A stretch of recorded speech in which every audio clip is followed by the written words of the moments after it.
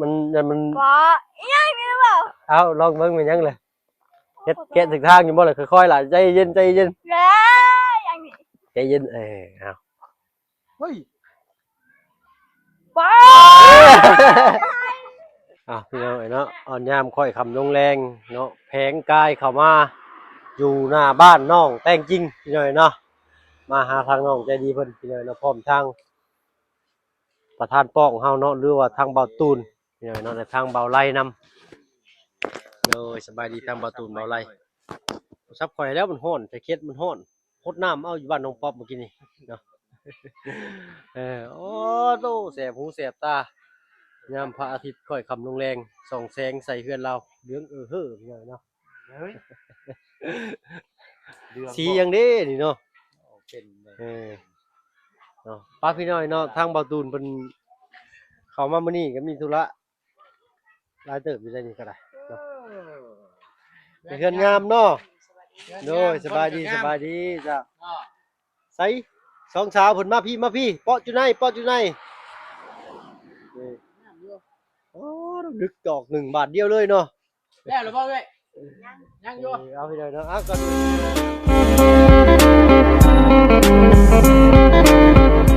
ทักทายเด้อพี่น้องเด้อเรากับทักทายสบายดีผู้ใหญ่ใจดีและ FC เบิร์ดทุกท่านที่เข้ามาชมช่อง YouTube บ่เพิ่นเคยหลายคือเก่าเนาะบ่ว่าฝั่งไทยฝั่งลาวและก็ทั้งฝั่งต่างประเทศก็ยินดีต้อนรับเข้าสู่ช่อง YouTube บ่เพิ่นเคยหลายเช่นเคยพี่น้อยเนาะเอาเปิดคลิปเปิดภาพมาทางกล้องไม้ต่อของตามเพิ่นจักหน่อยพี่น้อยจังเขาเรื่องเขาราวกันเลยดีกว่าพี่น้อยเนาะโธ่โอ้เป็นไงน้องจิดีมานี่โธ่ มาดิเด้อ โดยกินหยังในปากนั่นใส่สุดงามแท้มื้อนี้ฮะใช้มื้อนี้เบิ่งฮะเนาะ ว่าบ่งาม ไผเว้าบ่งามอ้าวสิได้บ่กินเบิดก่อนจังเว้ากินเบิดก่อนเนาะมันจังงามเด้อว่าทางสร้างเพิ่นเมื่อเลยเนาะเบิ่งเลาะเบิ่งก่อนพี่น้อยเนาะเด้อโอ้โหกล้องตัวหนึงทึดๆอยู่พี่น้อยเนาะบัดยังอันว่าพี่ช่างยังอันว่าน็อตเดี๋ยวมื้ออื่นบ่าวสิซื้อมาให้เด้อต้องลงไปซื้ออยู่เซโปนพุ่น ป้าอยู่สปอร์ต แม่นอยู่บ้านดงนี่มีแต่น็อต15มันยาวบ่ฮอด18เซนเนาะเดี๋ยวสิลองเบิ่งเนาะเราลงไปเบิ่งกันพี่น้อยนะเพราะว่ามันไปมื้อบ่ทันอีหลีพี่น้อยออกมาแต่ภูเขาก็เทิงเติบเนาะใช้แล้วโทรศัพท์เจ้าน่ะใช้ได้แล้วบ่ได้ขายบ่ให้เวียด30,000เอาไว้อีหยังน่ะบ่อยากเขาว่าน่ะบ่าวเอาโทรศัพท์มาเปลี่ยนเนาะสิเอาบ่ เอ้า คิดเบิ่งดีๆได้โทรศัพท์น่ะบ่าวมาเปลี่ยนให้จักสิใช้ได้หรือบ่ได้เด้ เสือมึงก่อน โทรศัพท์น่ะบ่าวนี่แหละนี่ มึงก่อน เอามาแล้วเนาะมันต้องเว้ามาแล้วเนาะว่าได้หรือบ่ได้เอา แค่บ่ได้บ่ เนาะ แค่บ่ จักแล้วเนาะก็ถ้าฟังคำตอบจากเจ้าแล้วคันได้น่ะบ่าวก็สิหามาเปลี่ยน เอาเปลี่ยน เด้อ หมดแบกไว้ มันเบิดแบตไว้เฮาก็เอาตัวแบตบ่เบิดไว้แหละ แค่ จักแล้วเนาะจะสิยาปากก็สิเปลี่ยนบ่50แล้วอะเนาะ เป็นเท่าไหร่นะ 50 50 มันบ่แม่นเป็นเท่าไรคำว่า50นี่คือว่าแท้50บ่แท้50เข้าใจบ่ครับว่าทางระบาวเอาโทรศัพท์มาเปลี่ยนให้สิตั้งใจเรียนบ่สัญญาบ่ นี่เอาตั้งใจเรียน อ๋อนี่ตั้งใจอยู่ ตั้งใจ โอเคเนาะดีหลายโอ้ยดีใจเด้อพี่น้องได้ยินน้องเพิ่นว่าตั้งใจเรียนเนาะมีบ่กระเป๋าพายใส่ข้างอิหยังน่ะบ่มีอ้าวเจ้าสมมุติว่าเอามาเปลี่ยนให้ใหม่มันก็แตกคือเก่าแล้วเนาะ ได้ยัง โทรศัพท์จะมันก็แตกคือเก่าแล้วอ่ะ เบายังเบาใช้โทรศัพท์ แม่นมีอยู่เนาะจะใช้ไปเอามาให้นะบ่าวเบิ่งไว้ก่อน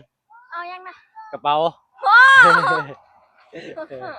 มีแม่นบ่เออมีเนาะ นี่ เอาเนาะเอ้ย เบิ่งเบาบ่เบิ่ง บ่มี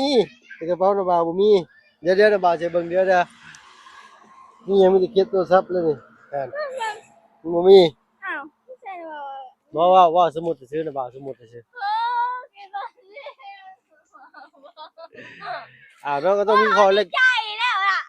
ดีใจบ่ กินอะไรอยู่ในกระเป๋านะบ้า นี่นะบ่าวมีน้องนะบ่าวว่าซื้อว่าเจ้าสิดีใจบ่ เขาก็ดีใจเนี่ย ต้องไปทำประตุนเด้อ ทำจนบอก เห็นบ่บ่ตุนเห็นบ่ทำประตุน ที่ไหนน้อง ค่อยๆแล้วกันสบายดีบ่ตุนเด้อเฮ้เฮ้ น้ เรา องนี่บอก จังหวะเราไปถามเบิ่งมีบ่จักแล้ว เอาเพิ่งบอกเอง สิเอาเพิ่นเป็นลายกันบ่ได้พี่น้องเนาะยังหน่อยเนาะลองไปถามบ่ตุนเบิ่งเด้อเนาะบ่ต้องเสียใจดอกไปถามบ่ตุนเบิ่งก่อนกะลีแหละบ่ได้ยอกลองไปถามเพิ่นเบิ่งเนาะ เอาแค่ถามแล้ว พอดีเราเห็นยังอยู่เนาะเอาเนาะทางผู้ใหญ่เพิ่นว่าโอ้ยน้องใจดีกะนักตะแพงแต่ว่าฝากน้ำเนึกกันทำกันเฮียนซื่อๆเด้อน้องเด้อเนาะใส่ทางช่างเพิ่นกลับเมื่อแต่เฮิงเลยบ่ล่ะ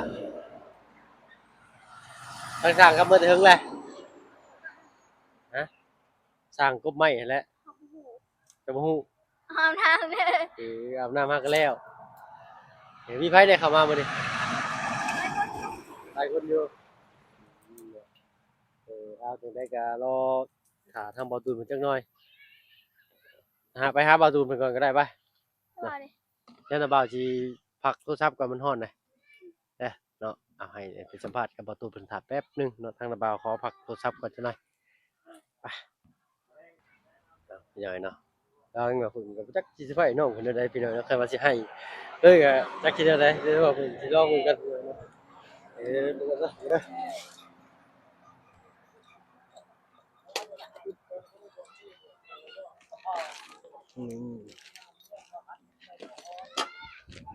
นะอันเด้อเอาไว้นี่ก่อนพี่น้องเนาะช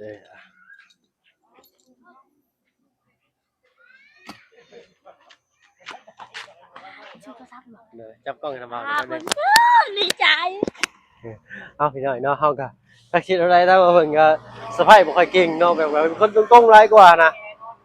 เนาะกระถาทางบ่ตุนจังหน่อยมีหยังน่ะคืองามแท้ล่ะกระเตาะบ่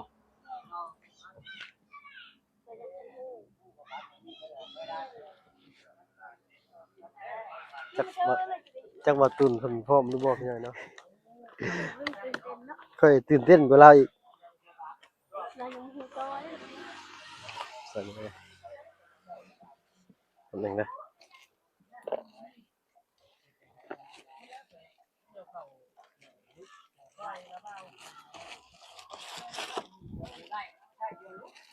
นี่พี่น้อยเนาะไปซื้อไว้ก่อนอย่าให้น้องบัดทีหลัง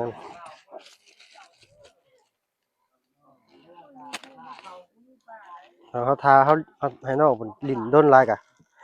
น้องเพิ่นจ้าจากแดงๆเนาะสงสารน้องเพิ่นอย่างนั้นนึบ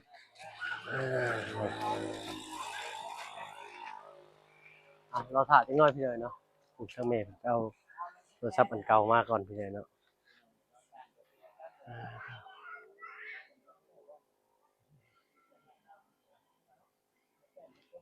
นั่งจะกินอะไรก่อนพี่น้อยเนาะยึดไปก่อนก็ได้ล่ะพี่น้อยเนาะสอนในสอนใช่บ่าวมีของมาเปลี่ยนเอาเปลี่ยนบ่เปลี่ยนกันนะบ่าวบ่บ่หาปากกับบ่าวก็เราสิเปลี่ยนบ่คุยกับเรา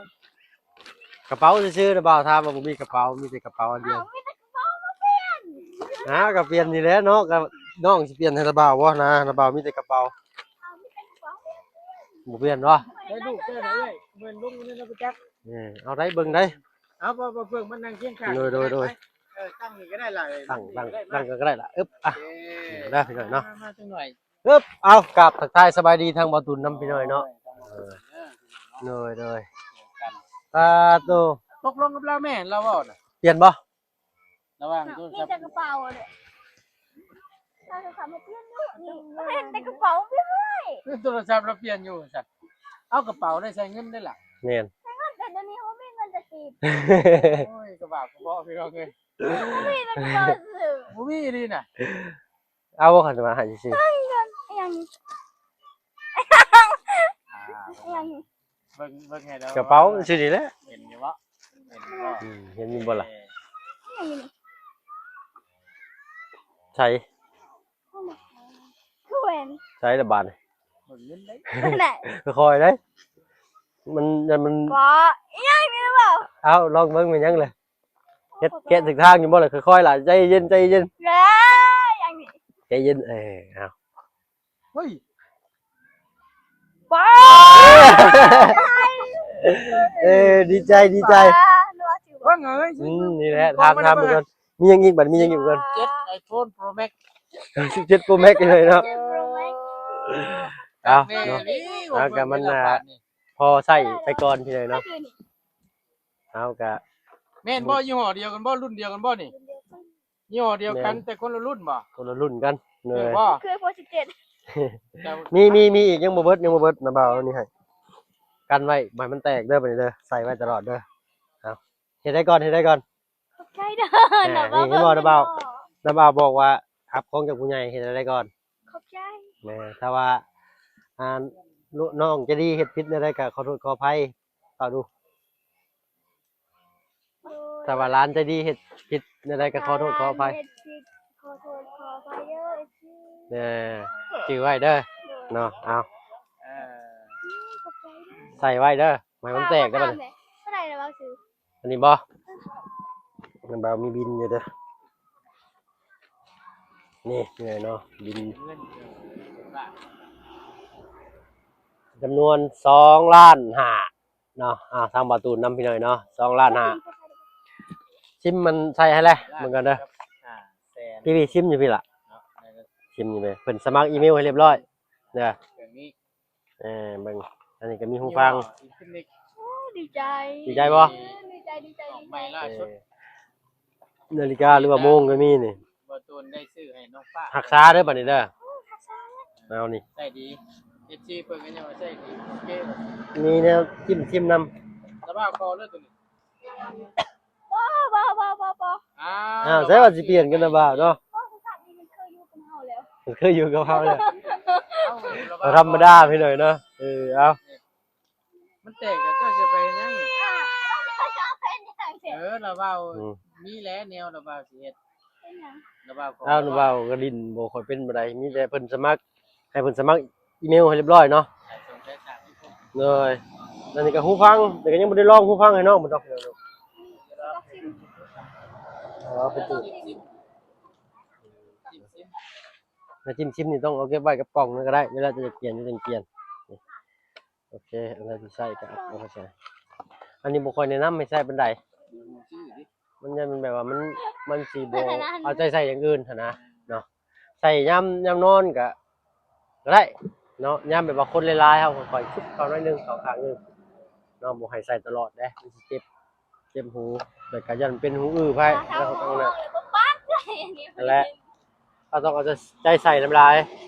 เนาะทั้งหมดทั้งมวลนี่ก็เป็นทางพิรัตเนาะจากสมุทรปราการFC จากฝั่งไทยเนาะพอจะดีจากฝั่งไทยพี่เลยเนาะเอาแม่นบ่ประตูนพรัตเนาะ จังว่าจังง่ายเพิ่นก็แต่ละเทื่อก็อ้ายเนาะบ่ได้ออกชื่อเสียงนี่เด้อใหญ่สิบุญแล้วอ่ะ แต่ว่ามื้อคืนนี้ต้องถามเพิ่นแล้วเพิ่นว่าออกน้ำออกประสงค์ออกน้ำได้เพิ่นว่าเนาะเพิ่นว่าพิรัตเนาะพิรัตน้ำปลามันจับแบบ พิรัตพิรัตเนาะพิรัตจากสมุทรปราการเนาะก็บ่แม่นของจุมาเองดอกเนาะเพิ่นสมทบมาทางว่าเพิ่งเนาะ1.5 ล้านกีบทางบ่าวตูน1 ล้านพอดีทางบ่าวตูนเนาะก็พอดีโดยทางบ่าวเพิ่งก็เป็นล้าน50,000เนาะรวมเหลือจากการหักค่าธรรมเนียมไทยลาวแล้วก็การกดออกอีกเนาะบ่าวตูนน้อยก็เหลือสำนั้นพี่น้อยเนาะก็เลย มีสำนั้นก็เลยเอาตัวนี้เลยเนาะต่อเพิ่นก็บ่รุดบ่ลุยอีหลีได้ตัวนี้นะ ดีสุดเลย เลยปึ๊บโอ้ยตกใจเลยข่อย เท่าไหร่นะว่าซื้อพี่ก็ลืม นี่ดิ คือมีแหละ เพิ่นรับประกัน1ปีเด้อแตกบ่รับประกันแต่ว่าเครื่องมันดับนี่เพิ่นรับประกันจอมันล้วนๆนี่เพิ่นรับประกันเราเก็บใบนี่ไว้นำใส่กล่องไว้เด้อถ้ามีปัญหาหยังก็บอกทางบ่าวตูนก็ได้หรือบอกทางน้าบ่าวก็ได้เดี๋ยวน้าบ่าวสิเอาไปเคลมให้หรือว่าไปเบิ่งให้เพิ่นเบิ่งให้เนาะ บ่ยอมแล้วว่า เอออืม เดี๋ยวเพื่อเนาะเดี๋ยวเพื่อไงนำนี้ นี่เราเลย เอากระเป๋านี่ก็เบิ่งกันเด้อ แต่คักนี่ กระเป๋านี่เด้อจ้ะกระเป๋านี่ให้อันนั้นบ่ อันเลยต้องให้ในบ้า ให้น้าบ่าวให้อันนั้นซะน้าบ่าวมีแล้วให้น้องอะไรก็ได้น้องจริงๆกันดิดาวอน ตุนเจาะยันเราบ่ยาก กัน เอาไว้นั่นน่ะไปใส่ก็ใส่ บ่เคยให้นะบ่าว ให้น้าบ่าว มันบ่มืดบ่ก็ได้เบิ่ง น้าบ่าวมีแล้วน้าบ่าวนั่นน้าบ่าวเอาไปน้าบ่าวก็บ่ได้ใช้น้าบ่าวหมอกใช้ตัวนี้ แต่คักสองเนาะ ไม่เคยก็บ่ได้ใช้ ถ้าบ่ได้ใช้ก็ให้ดาวอนเนาะเอาให้เจ้าให้เราเองเด้อเนาะเอาไว้เลยให้เจ้าให้ดาวอนนี่เนาะมีแต่ น้ำลายเด้อ เลย เชื่ออยู่บ่ล่ะว่าสิซื้อโทรศัพท์ เคยเห็นจะทำเคยซื้อคือแบบนี้กัน หืม ก็จื้นอยู่คือได้นะ บ่พอดีว่าได้บอกกับเพิ่นอยู่เอาบ่สิซื้อให้ เลย ที่แรกนั่นคิดเลยว่าเพิ่นแต่ว่าสิปรึกษากับเจ้าอยู่ เลย ถ้าว่ายังพอใช้ได้นั่น ก็สิซ่อมบ่ บ่ถ้าว่ายังพอใช้ได้นั่นที่แรกข้อยว่าจะรอให้เฮือนเพิ่นแล้วเสร็จสิ้นสมบูรณ์แล้วสิซื้อให้เพิ่นน้ำหลัง เลย แต่บัดนี้แหละโทรศัพท์เครื่องนี้เพิ่นมันใช้บ่ได้แหละก็เลยอ่าซื้อให้น้องเพิ่นซะนั่นน่ะ เล เห็ ย นว่าเห็นน้องเพิ่นหมู่คู่ดินเลย เหงา ดินอยากเบิ่ง เลยเนาะ ที่แรกว่าสิเอาไว้เสื้อไฟให้ยามมันขึ้นเฮือน เอาเวียกก็ยังคงหน้าอยู่ก็ แม่น เอาจังได๋ก็สิได้ซื้อให้น้องเพิ่นอยู่แล้วพี่น้องเนาะก็ตามจุดประสงค์ของผู้ใหญ่เพิ่นก็เลย เอาเลยตอนนี้เนาะตอนใดก็แล้วแต่ขอแต่ตั้งมุกตั้งใจเนาะทางพี่เพิ่นขอมาก็มีแต่ว่าให้ตั้งใจเรียนนี่ล่ะเด้อเนาะเอาทั้งหมดทั้งมวลก็มีแต่ให้เจ้าขอบคุณทางพี่รัฐ เนาะ เนาะ ภาพควรแล้วบ่ เลยว่าแล้วเนาะ มันยังอยู่ ยังอยู่บ่ยังบ่ได้บ่ทาง หน่อยแต่ เอา เพิ่ง19 เออ เอาเนาะ ถามก่อนว่าความรู้สึกเนี่ย เอา เป็ มุ น ก จั่ง สุ ใด ดก่อนบ่ ดีใจแห้ง เฮ็ดยังบ่ถึกเลยบาดนี้บอกแล้ว เอา แต่ว่ายิกเบิ่งดูตื่นน่ะบ่ เจ้าฟันมาจักดิ เจ้าพันไปจ้ะเป็นจังได ไม่ได้ เจ็บอยู่บ่บ่เจ็บแสดงว่ายังบ่ตื่นเอาไหม เอาไว้ เจ็บแล้วบ่ยันว่าเนาะยันว่าจะตื่นใช่ดอก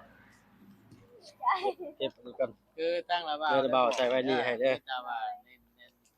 เอา กระตุ้นก็ย้ำตลอดพี่น้องไปคือกันโทรศัพท์เด้อมันก็มีทั้ง โอ้ดีเดี๋ยวขอเสีย มีทั้งข้อดีและข้อเสีย มีทั้งโทษและให้อะไร ทั้งดีและโทษและให้เอาง่ายๆอยู่ในต้นครับมันเป็นเสียดเป็นเนียนมีดสองคมแบบใดปฏิหูอยู่ถ้าเจ้าใช้ในทิศทางที่มันดีมันก็ดีแหละแต่ว่าเจ้าใช้ในทิศทางที่มันผิดมันก็ผิดมันก็นำโทษแม่เจ้าแล้วเพราะฉะนั้นแล้วในการดิ่นนี่ก็มิแต่ว่าให้ มีขอบเขต ระมัดระวังใช้ให้เป็นเด้อโทรศัพท์บ่แม่นได้แซ่มานะว้ายอย่ามึงกูจะมาแน่ว้าวมันไม่มีได้เห็นบ่ตบตีหยังกันต่างๆบ่พื้นนั้นแล้วว่าว่าไม่เบิ่งก็ยังบ่เจอประตูเจอไม่เบิ่งไม่ เอ้าแซ่ซื่ออย่างเงี้ย ไม่เบิ่ง เนาะนั่นแหละเพราะฉะนั้นแล้วล่ะก็ให้ใช้ให้มันมีสตินะแล้วว่าสิบอกแนะนำให้พี่น้องเนาะก็มีแต่ว่าให้ตั้งอกตั้งใจให้รักษาเอาสิผู้ใหญ่เพิ่นได้ซื้อให้แล้วก็เอาไปใช้ระวังนอนแล้วเพราะว่ามักง่ายอะไรก็บ่ได้สิแล้วนี่แตกมานี่ยากเปลี่ยน เป็นว่า ตั้งหลายล้าน บ่ค่อยให้ใส่กระเป๋ากางเกงข้างหลังบ่ได้ตอนนี้กระเป๋าสะพายกระเป๋าไว้ก็ดีคือกันคือว่าเลยเนาะแต่ละมื้อน้องเพิ่นก็ไปหันมานี่ก็ตะกี้พายกระเป๋าไปใส่นะเงินที่ใส่ก็บ่มีคือน้องเพิ่นว่าแหละพี่เด้อเนาะ ผมมีตะกี้อยู่นี่บ่ว้าวดีน่ะ เฮ็ดอะไรซั่นบาดนี่ซื้อโทรศัพท์ใหม่ เงิน สิ คอย มีเงินเติบ ยังแต่100,000เหลือแม่เอาให้ว่าซื้อตะปูไปซื้ออยู่อันอยู่สกี้แหละเขาเห็นลุงเธอลุงนั่นลุงนวดแหละเอิ้นว่าไปซื้อตะปูเห็นเราอยู่ข้างทางกับไม่จริงนะ ชื่อหยังตะปูชื่อแม่นหยัง อ้าวชื่อเขาอ่าน ตะปูชื่อ เขา ตะ มาต ปู อบ อืม ชื่อจำกัดนะชื่ออยู่บ้านดง อ่า เพิ่นให้ไปซื้อตะปูพอดีไปพ่อลุงหนวดซื้อตะปูมาพอดี บ้านชื่ออยู่บ้านสกี้ เออ เลยขอลุงนวดเห็นลุงนวดเลยเอิ้น ๆแล้วสรุปแล้วนี่เงินแสนหนึงเจ้านี่บ่ได้ซื้อซ้ำตะปูนะ มาไปซื้อ ก็เลยเก็บไว้เนาะ เป็นทางอันนั้นลุงหนวดซื้อมาสิว่าง่ายๆมีเงินติดตัวอยู่ณตอนนี้น่ะแสนหนึง100,000กีบ ดี ประมาณ100กว่าบาทพี่น้องเป็นเงิน แล้วชื่อซ้ ไป สิ ซื้อ ตามเรียบร้อยเลย ตามยังน่ะ ำก็ไม่กิน ท่านพ่อเจ้าเว่าชื่อว่าฟังน่ะว่าสิชื่อตำชื่อว่ากินเงินแสนเดียวนะหรือว่าชื่อแล้ว ไม่ชื่อแล้ว เรียบร้อย เอาบ่ชื่อไป35เหลืออยู่65,000 เพิ่บ่ได้เพิ่เลยเรียบร้อย แล้ แล้ว วชื่อน้ำนะชื่อน้ำกินนะไปจิ้งหัวนะ ใจเพิ่นมีล็อกนั่นแหละว่าล็อก ถามก็ได้ เนาะ ได้แล้วจังมีแสนหนึ่งค่อยมีบ่ฮอดแสนหนึ่งมี10,000นึงคิดตรงจะสิมื้อฮอดเทือนหรือบ่ ใจ เมื่อบ้านรอบก่อนเราเห็นเงินกับพ่อเราให้เขาได้บ่ตุนเนี่ย10,000ผมว่า 10,000บ่ เมื่อเราก่อนก็ให้20,000หนู ว้าวดี เฮ็ดยังบ่ถูกจักบ่ยังดีนะเจ้ายังได้10,000 20,000ข่อยเมื่อแต่ละเทื่อ1,000ข่อยยังบ่ได้ เนาะบ่เอาก็บ่ได้เนาะบ่ได้บ่เอาแล้วก็บ่ยอมเราก็ได้ จริงเด้อจะพันนึง ข่อยบอกว่าสิเพื่อผู้ให้ข่อยเพื่อ มาเลย ยังจุ๊บไปเมื่อติ ให้จุ๊บให้เด้อ ก็ยังไม่ได้ว่าจำว่าทำผู้ใดนะว่ามือว่าชายกันว่าอย่ามือทำอื่นขึ้นมาไว้ เอามี มื้อ แต่ นี้นะเว้าตูดพาข่อยไปลงอยู่โพง เกือบมาทางออกบ่พอ ไม่ใช่ ก็ดีเลย ไม่ใช่ เอาไปในป่า เอาคือ ไปตามหาโจร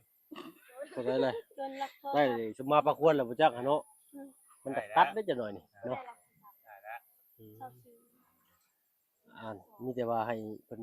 ขอบคุณเลยบ่ตูน โดยเอาเลยแหละเลยมีแต่ว่า คือ นี่แหล้ว ระบาดเว้าอยู่บ่ ขอบคุณทั้งเว้าร่วมกันเลยก็ได้ทั้ง เลย ช่องระเบ้าทั้งช่องมาเพิ่งเพราะว่า เลย เป็นทั้งผู้ใหญ่ท่านเดียวกัน เดียวกัน